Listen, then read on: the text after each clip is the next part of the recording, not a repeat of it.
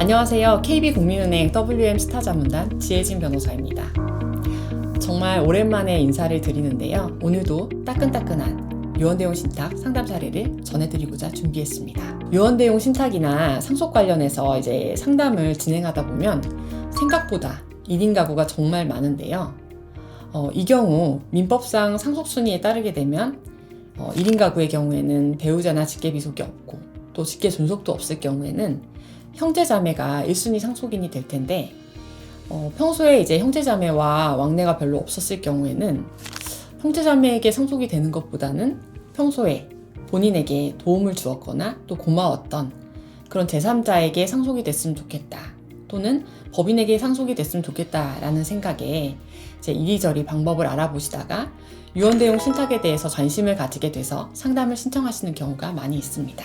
그래서 오늘은 1인 가구를 위한 상속 솔루션으로서 신탁을 소개해 드리려고 합니다. 이번 상담 사례는 80대 할머니 1인 가구 사례입니다. 할머니께서는 40년 이상 은행에서 직장 생활을 하셨기 때문에 누구보다 이제 자산 관리를 잘 해오신 덕분인지 현재 현금과 부동산 등 상당한 자산을 보유하고 계셨습니다. 그런데 안타깝게도 최근에 건강검진에서 할머니께서 갑작스럽게 위암 진단을 받으셨고 항암 치료를 시작하시기 전에 주변도 정리하고 신변도 정리할 겸 하시는 마음에서 이제 상속에 대해서 고민을 하게 되셨고 할머니께서 원하는 방식의 상속을 실행하기 위한 방법을 논의하기 위해 상담을 신청하셨던 것입니다. 앞서 말씀드린 것처럼 할머니께서는 결혼을 하지 않고 평생 독신으로 생활하셨기 때문에 배우자나 자녀는 없었습니다. 할머니께서 돌아가시게 되면 할머니보다 나이가 더 많은 오빠 한 분이 상속인이셨는데요. 오빠분도 90대 고령이시고 또 자산가이셨기 때문에 할머니께서는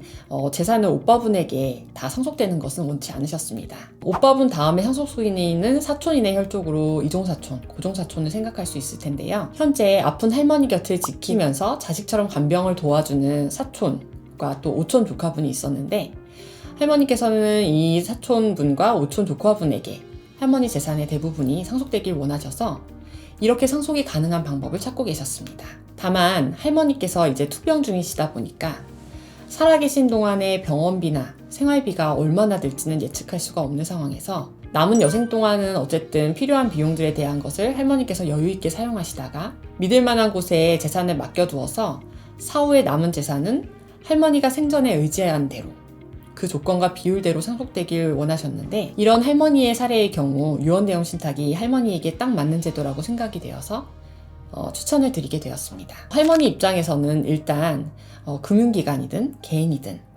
믿을 만한 곳에 재산을 맡겨두고 생전에는 필요한 만큼 사용하시다가 사후에 남은 재산을 생전에 할머니께서 정해둔 사람에게 집행까지 해줄 사람을 찾고 계셨는데 그렇게 믿을 만한 금융기관이나 개인을 찾아서 재산을 맡겨두고 집행까지도 진행을 해준다고 하니까 할머니께서 찾던 제도라고 매우 만족해 하셨습니다. 특히 마지막까지 확인하셨던 부분은 할머니께서 사후에 재산을 이전해줄 사람을 사후 수익자라고 하는데 그 사후 수익자나 사후 수익자한테 이전해주는 수익 조건, 변경이 가능한지에 대한 부분을 재차 확인하셨는데요.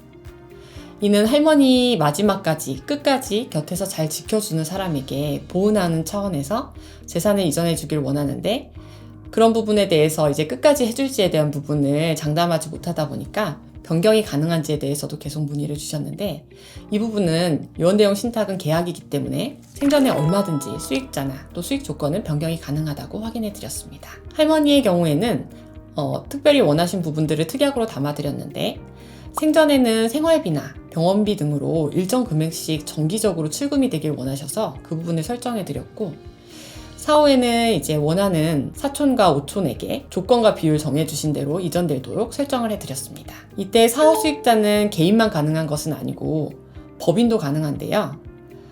법인의 경우에는 장학재단, 병원, 학교, 또 동문회, 사회복지단체 이런 다양한 곳들이 대상이 될 수 있습니다.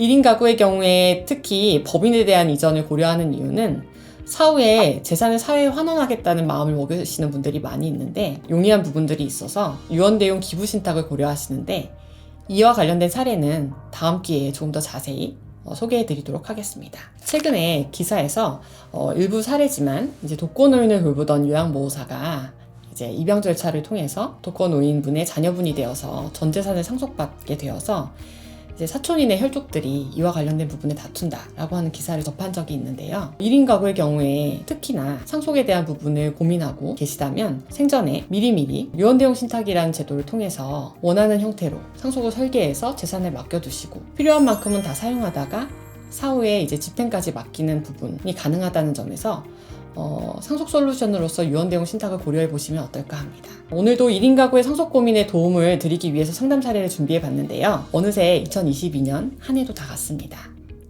여의도 5번 출구를 시청해 주시는 분들도 남은 한 해 잘 마무리하시기 바라면서 다음에도 또 더 의미 있는 상담 사례를 준비해서 찾아뵙도록 하겠습니다. 감사합니다.